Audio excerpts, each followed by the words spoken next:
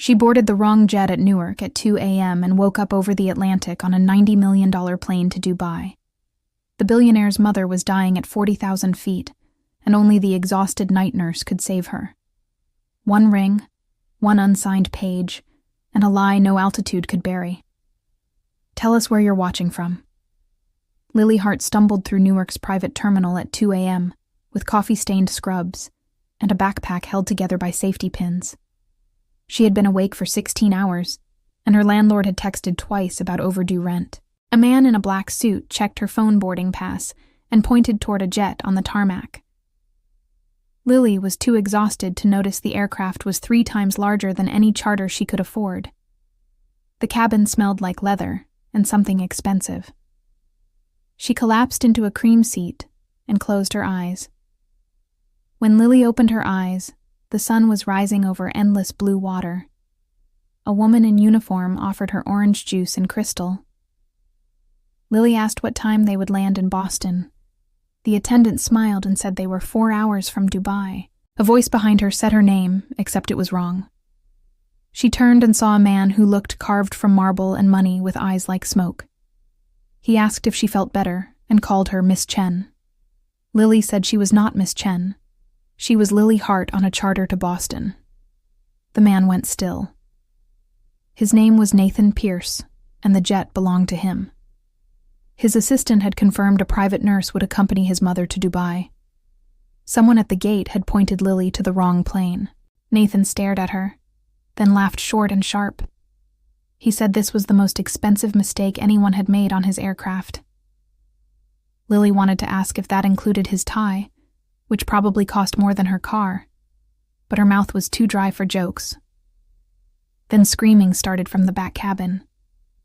Nathan ran, and Lily followed on instinct. Nathan's mother was 72 and chalk-white, clutching her chest. The private nurse who should be there was not.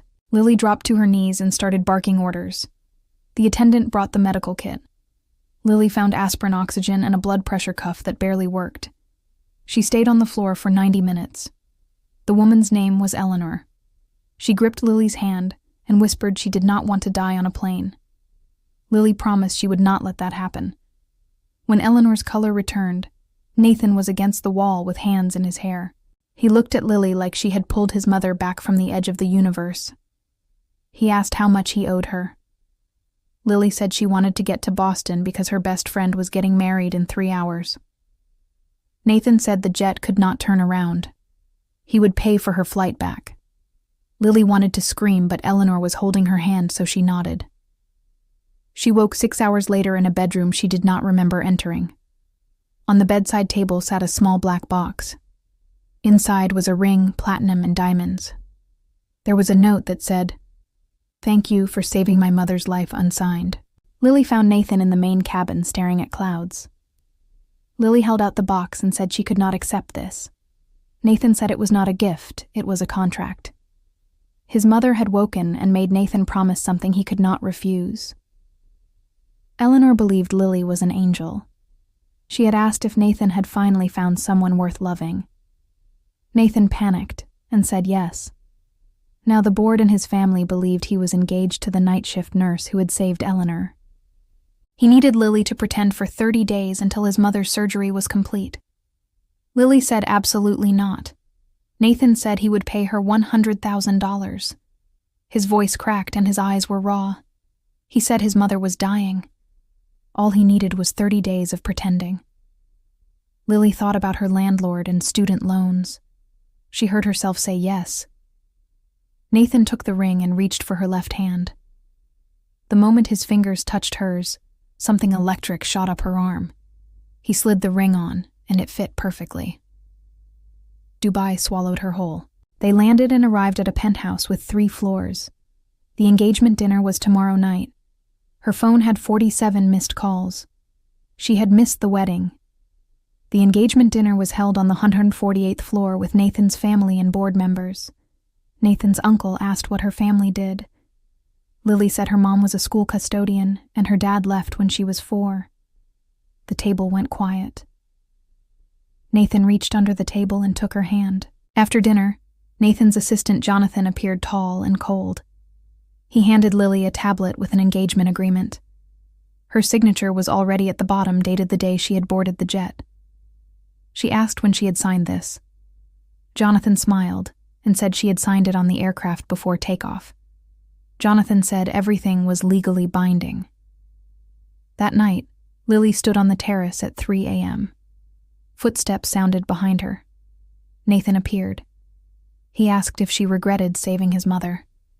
Lily said no. She regretted getting on the wrong plane. Nathan almost smiled.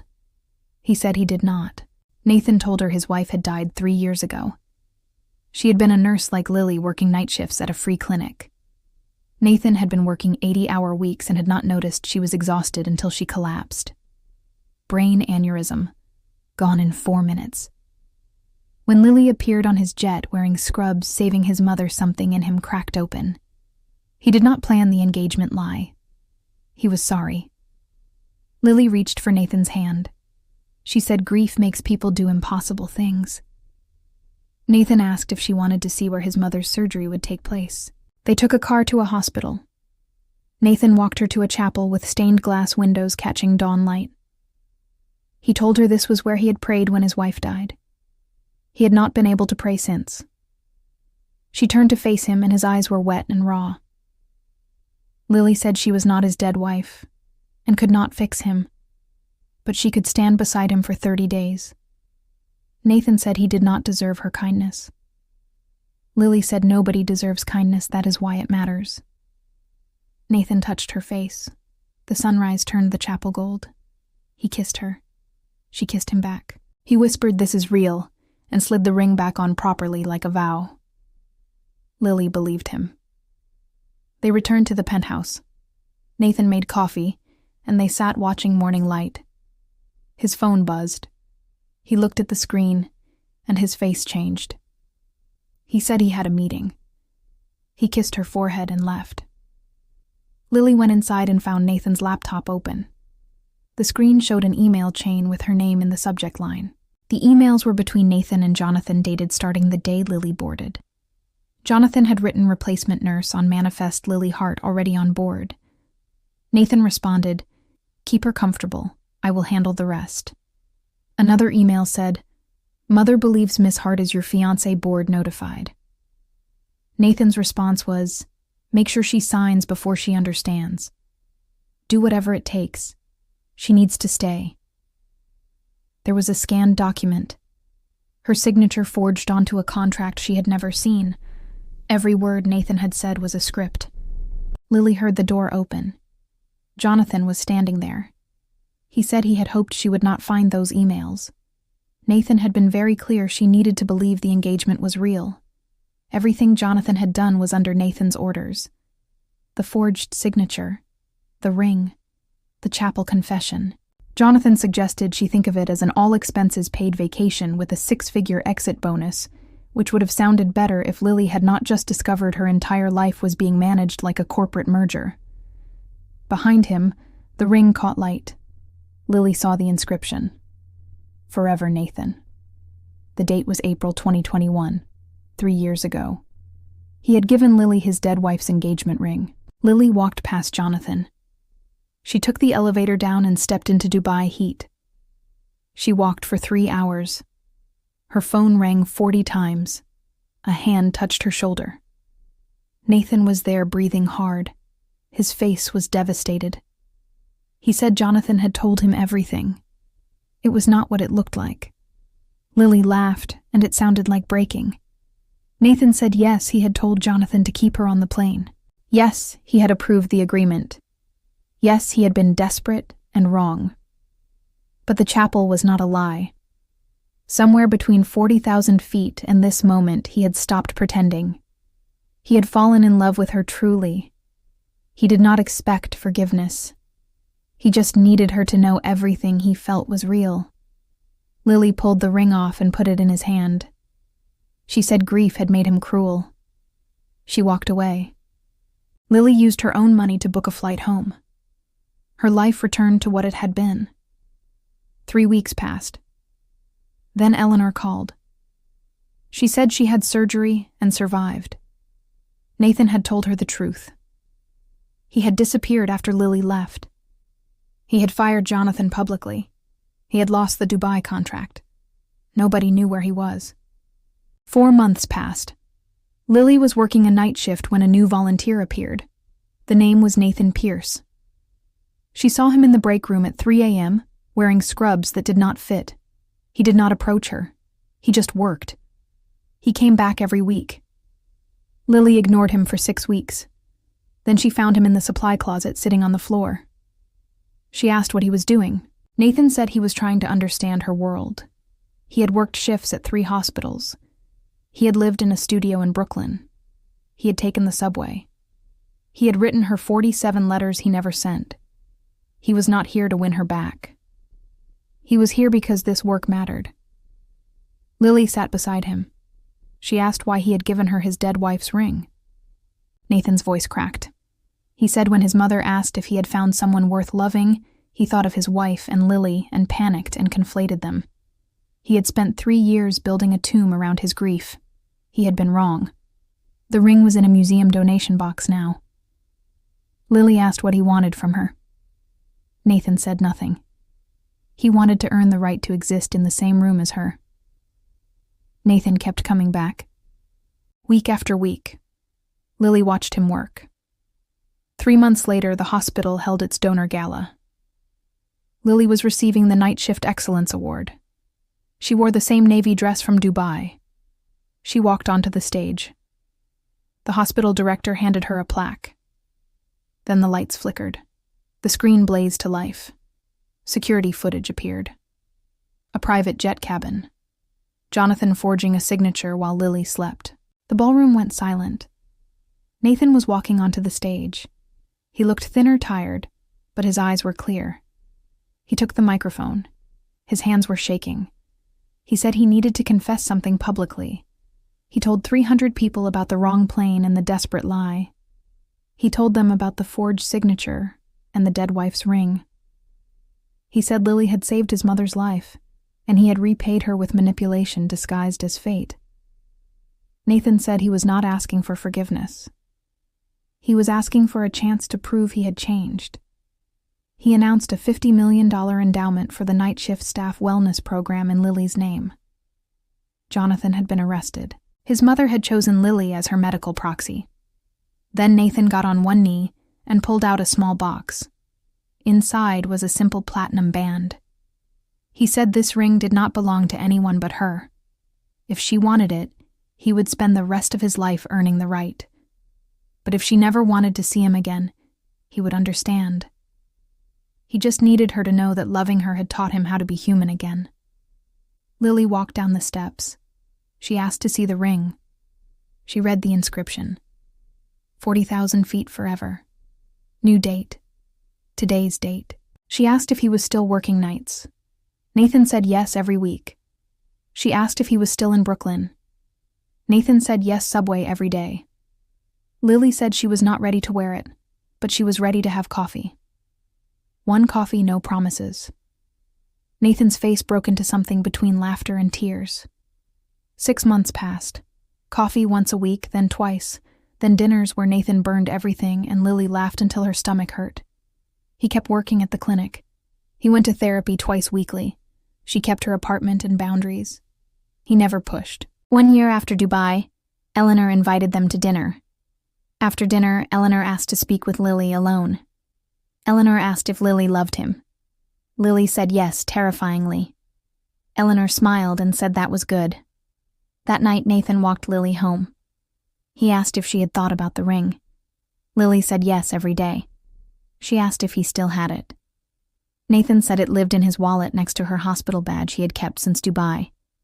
Lily asked why he had kept her badge. Nathan said because it reminded him of who he wanted to be. Lily said she was ready. Nathan went still. He asked if she was sure. Lily said she had never been more sure. Nathan pulled the box from his wallet. He asked if she would marry him not for 30 days, not for his mother, just for them. Lily said yes. Nathan slid the ring on. They kissed under a street lamp. Lily said she had conditions. She was keeping her apartment for 1 year. She was working 3 night shifts weekly. He was attending therapy twice weekly. They were splitting time between his penthouse and her studio. Nathan agreed to everything. They got married 4 months later in the hospital chapel. The wedding was small. Night shift staff and Eleanor and Lily's best friend. Nathan wore his wife's old ring on a chain as a memory that no longer hurt. Nathan went back to work at the clinic every week beside her. Lily taught him to take the subway. He taught her that accepting help was not weakness. Eleanor lived 3 more years. When she died, she left Lily a letter that said, "Thank you for teaching my son that love is not control, but surrender." Lily and Nathan scattered Eleanor's ashes from the hospital chapel terrace. Their life was not perfect. Lily still worked brutal shifts. Nathan still struggled with control. But they had learned to surrender to each other. They had learned that love was not a contract you forced someone to sign, but a choice you earned every single day. 2 years after the wedding, Lily found Nathan in the clinic at 3 a.m. with a teenage overdose patient holding the kid's hand. When Nathan looked up, he smiled tired and real. On their 2nd anniversary, Lily found Nathan trying to make breakfast in her studio apartment. He had burned the eggs again, set off the smoke alarm twice, and somehow managed to get pancake batter on the ceiling. Lily stood in the doorway, watching this billionaire CEO, who could negotiate million-dollar deals but could not flip a pancake without creating a federal disaster.